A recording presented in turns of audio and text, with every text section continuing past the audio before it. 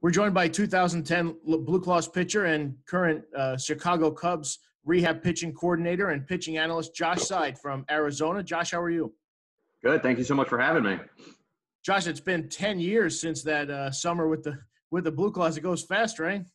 Yeah, I actually was just rearranging some things upstairs, and I found my championship ring in my closet, and I put it on. It doesn't fit, but it looks really good in the ring box, and I just brought back so many great memories and just one of the best summers of my life. So we'll start there, and then we'll kind of catch up with what you've been doing since then and what you're doing now. But that season when you guys broke camp in Florida, you had pitched the previous summer in Williamsport, came up with a group that had some veterans and some young guys. When you broke camp, did you kind of think you had a really good club?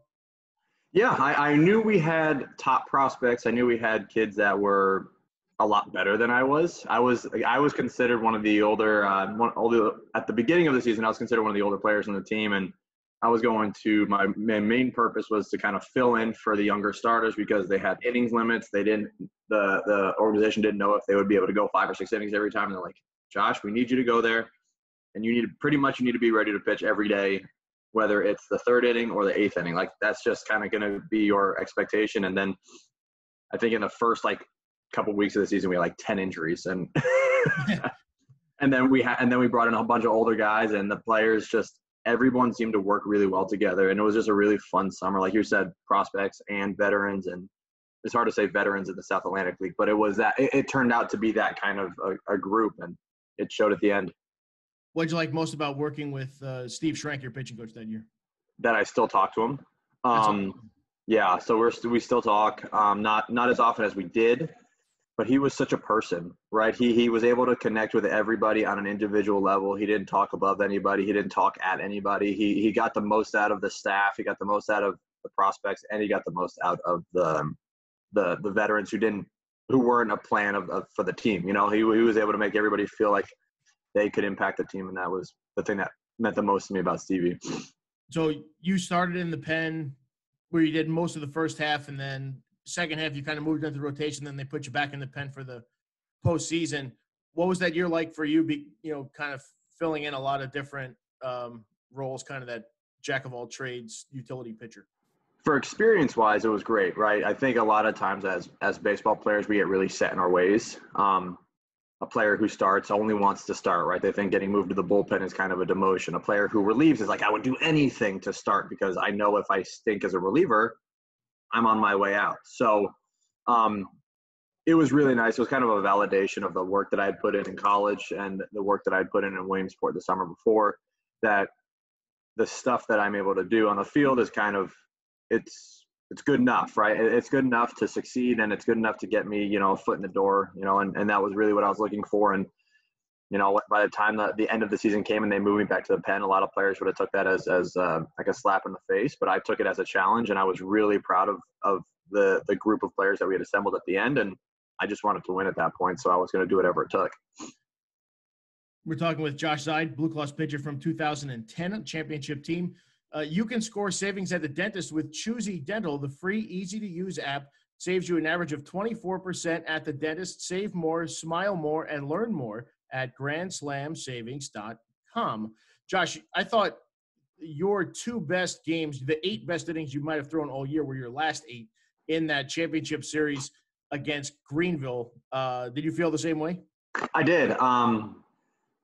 Those might be the most – so I've been very lucky to pitch in a lot of fun innings since 2010, but pitching directly after that massive fight in Greenville, getting yelled at by the umpire for not throwing inside after that, like having to beat hitters throwing the ball away, no one knows, what, there was just so much energy and so much excitement. And that game, whether the team knew it or even our coaching staff knew it, I took the onus of the last few innings of that game on myself. And I was like, that fight was huge. Like it was devastating. And I was the guy on the mound, and I wanted to win that for our guys who got thrown out and for our guys who got beat up. Like, it was a pretty gruesome thing. And then, I remember the last out was Christian Vasquez, right? I mean, he's a World Series Red Sox, like, it was just so much fun.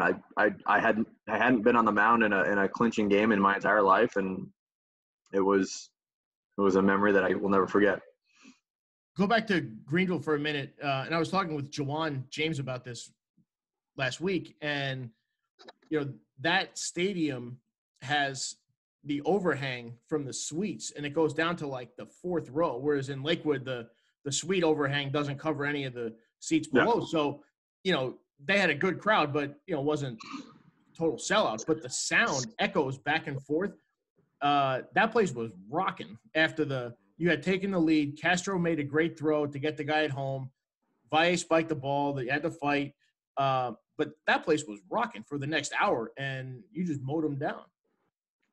Yeah, that was I had some good history in that stadium. I remember, so I was lucky enough to be an All-Star that season as well, and I pitched in the All-Star game there. And I know it's not true, but that was when radar guns were really on the like the circus mode. And I remember hitting 103 on that radar gun during the game, and and I just took that with me the rest of the season, thinking like, I'm untouchable here. I can do whatever I can do whatever I want with the baseball. And I kind of took that into that game with me, and it was fun. So you pitched right after the fight in game 2, and then 4 days later in Lakewood in game 4, you came in right after Valle hit the home run, and that put you guys ahead. I think it was a 1-1 game, and he hit a 3-run home run. Yeah, Pettibone was pitching before me, right? He had thrown a bunch of innings before and did great.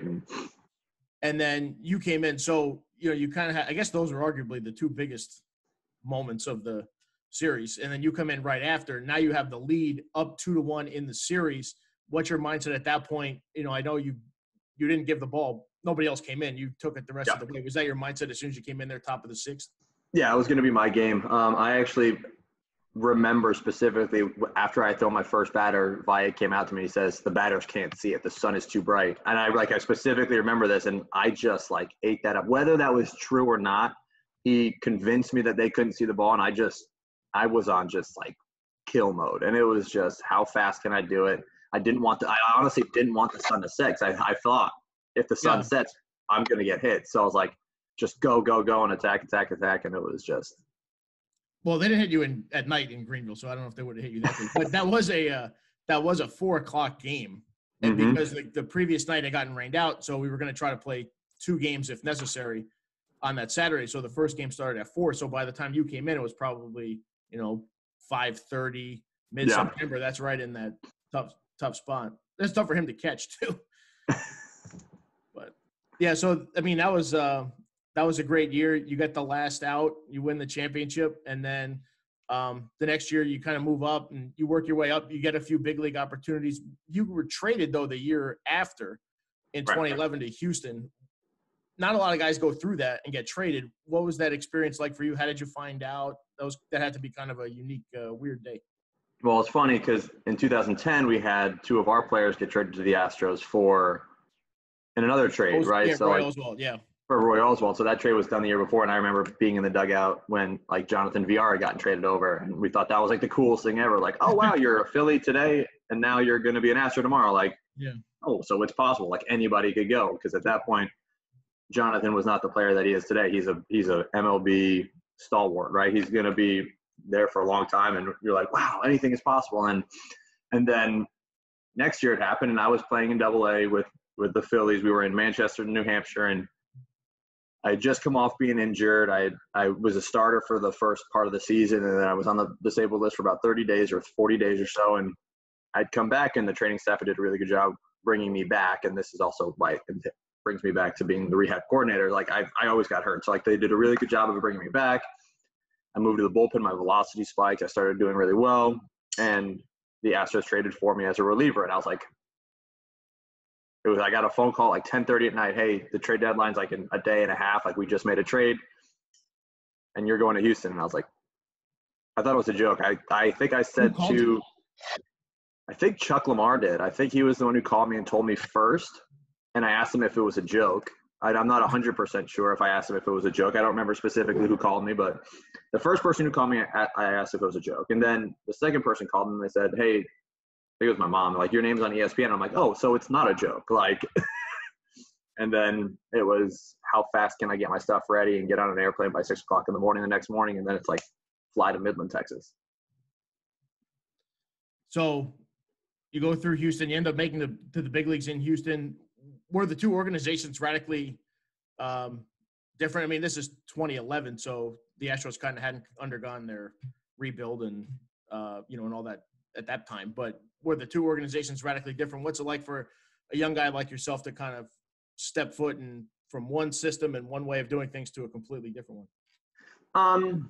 It was different, right? So the Astros obviously weren't the Astros they are today, and the Phillies in 2010, 2011 were the big dogs, right? I mean, they had superstar lineup, superstar players. It was the team that everyone wanted to go to, and then it was like, oh, let's go to the Astros, and every minor league team was really struggling at the time that we got there. I mean, I think our team had the Corpus Christi Hooks had lost like 20 games in a row when I got there, and the head coach was like, just play well. Just play as hard as you can, and maybe you'll go to the big leagues this year. And I was like, that hadn't even crossed my mind in Reading because, like we had Lehigh Valley full of good players, and the big league roster had tons of good players. Yeah, they were the best team in the league at the time. Yeah. Right. So it was like where I was at, I was like super comfortable just playing in Reading and just knowing that I was going to finish out the season there. And then all of a sudden you get to Corpus, and it's like, you could play in the big leagues this year. And I was like, I just wasn't ready for that, I don't think. And it was just a really different way of doing things. Like I was ready for like the step by step,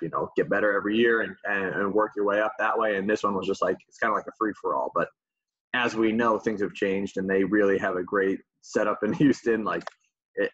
Prospect after prospect after prospect, great coaching, great, all of everything makes sense now. And it's like, you have your playing career, you go through that, couple different spots. At what point did you start to consider coaching future?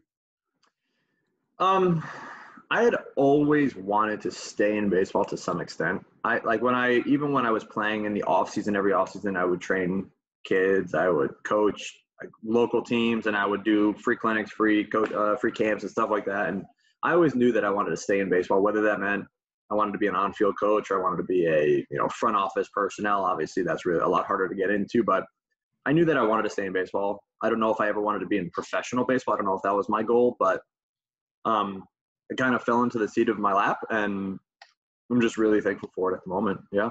So what's your typical role now with the Cubs? So when I was brought on, I was hired initially as a pitching analyst, which would have entitled me and entailed that I pretty much run our pitch lab down in Arizona. We have a high-tech pitch lab where I run our pitchers through, get some data, get some analytics, and then with the help of our front office, our pitching department, we come up with the best plan for every player, and then we kind of make that plan come true.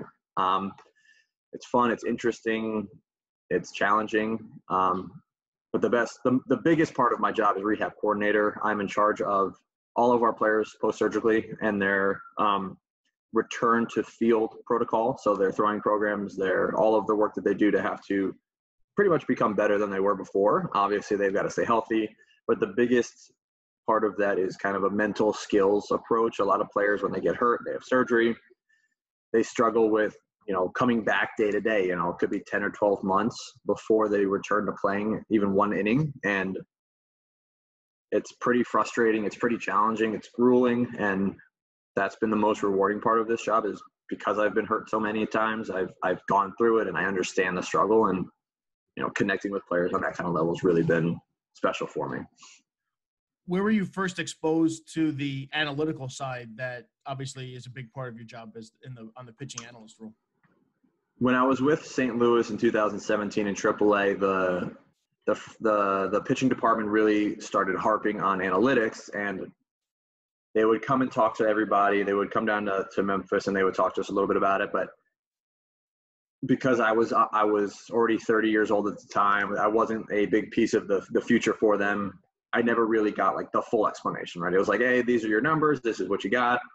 Let's see if you can get guys out, right? Like, just go get it. And that's not any fault of them. That's not any fault of mine. That's just the nature of the beast. And after that season, I realized that I don't know enough about data analytics. I don't know enough about spin rate, spin axis, launch angles, everything to, one, be successful, because I struggled at the end of the year with scouting reports. And then two, I was like, if I'm going to be worth anything to anybody, whether it's college, high school, pro ball, like, I've got to learn. So I literally went online, Googled everything I could, journals and studies and websites. And I just tried to find out as much as I could, read books. And I was virtually self-taught until the Cubs hired me, and they pretty much taught me everything that I didn't know and I am continuing to learn. Give us a favorite nugget about playing in the WBC. Getting to travel the world, obviously, is the best, I would say. Getting to get my hat. So when I was in like 6th or 7th grade, I was given a most likely to, like in the yearbook, and you kind of get like a piece of paper, and it was most likely to be in the Baseball Hall of Fame. And this was in like 6th or 7th grade, and I thought that was the coolest thing ever. And then my career virtually ended, a couple years ago, and unfortunately my hat, I don't have a bust in Cooperstown, right? I didn't have a career worthy enough of the Hall of Fame. And then I got to pitch in the World Baseball Classic, and I was the winning pitcher in our game against South Korea. It's considered one of the biggest upsets in baseball history. And my hat directly after that game got taken from me. They put a sticker on it and they sent it to Cooperstown. And I believe to this day, it's still on display in the international baseball section of Cooperstown. And so, and once they take it out of that case, it'll be in Cooperstown underneath in the Hall of Memorabilia after. And so I would say just one, the experience of traveling the world, but also two, getting to fulfill a lifelong dream of mine of being in the Hall of Fame. I know it's not the traditional path, but it is a path nonetheless that has ended in the Hall of Fame. So you played for Team Israel. How did you get selected? Fortunately, I'm very Jewish, so that was very helpful to me. In 2010, I went to the Arizona Fall League, and I met Jonathan Mayo there from MLB.com, big-time prospect writer. He's also Jewish. We talked for days and days and days about the potential of a Team Israel being made in the World Baseball Classic many moons ago, 10 years ago. And I told him how I thought that would be like the greatest idea ever, and I'm in if they do it. And from that moment on, I was always in, right? So like the second that they formed a team, I was going to be in it in 2012. And then the fact that I was still playing in 2016 for the World Baseball Classic qualifiers was just kind of just like cherry on top. And I got really lucky because I wasn't the best player on the team, but I had a good history with the team, and I had enough experience that they leaned on me a little bit, and it worked out really well. I have one more minute here with Josh, but first, everyone scores savings with Choosy, the free, easy-to-use app that gets you dental savings for everyone in your family with or without insurance. Save more, smile more. Visit Choosy at GrandSlamSavings.com. Favorite BlueClaws specialty jersey? That's really funny.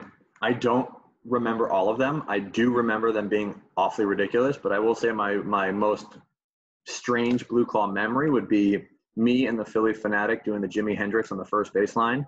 So I can't say what jersey. Oh yeah, I have a really cool picture of it. I've got like a headband on, I've got my jersey undone, I've got just sunglasses on in a night game, and we're just rocking out. I've got this gigantic guitar. And did you volunteer for that? How did you end up being selected? So the Philly Fanatic was like he came, I don't know, twice a year, and he was in our clubhouse before the game, and he was asking around the clubhouse. He's like, I need a volunteer for one more thing, right? And you look around, and all of the young guys are just sitting on their thumbs like, nope, like I'm not going to embarrass myself. Like I'm definitely not going to do that. And like he was visibly getting frustrated at our group, and I was like, this is ridiculous. Like I'll just do it. Like whatever. Like I'll be the guinea pig. I'll be the old guy that does something ridiculous. And it turned out to be a funny piece of history. Like it was a little bit longer than I wanted to, and I ran out of moves, but it's something that I'll never forget. I have fun pictures of it, and most people don't ever get to perform with the Philly Fanatic as a player, so it was really great. We'll get that up in conjunction when we put this interview out. Fantastic. With Josh soon. When do you think hopefully we get some baseball back here pretty soon? Yeah, I'm very hopeful. I think that there will be baseball this year. Obviously, it'll be different than what we remember in the past, but there's still going to be, home plate first, second, and third. There's going to be home runs. There's going to be pitches. There's going to be errors. There's going to be a lot of different things, but everything that we remember will be there. I think there's going to be some differences, right? Roster size, where the games are being played, the times of day games are being played. It's going to be different. But as you saw last night when the Korean Baseball League started last night, it's people are excited to see something on TV that's not, tape recorded or from 40 years ago. As much as that's been great for people to get, an understanding of where the games used to be, baseball, basketball, football, all that, it's always good to have your current heroes, and be able to watch them and support them. Josh, thanks so much for a few minutes. Really appreciate it. Keep up the great work. Good luck with the Cubs this year, and hopefully we'll get some baseball back at some point. Stay safe and stay cool out there in Arizona. Thank you. Appreciate it.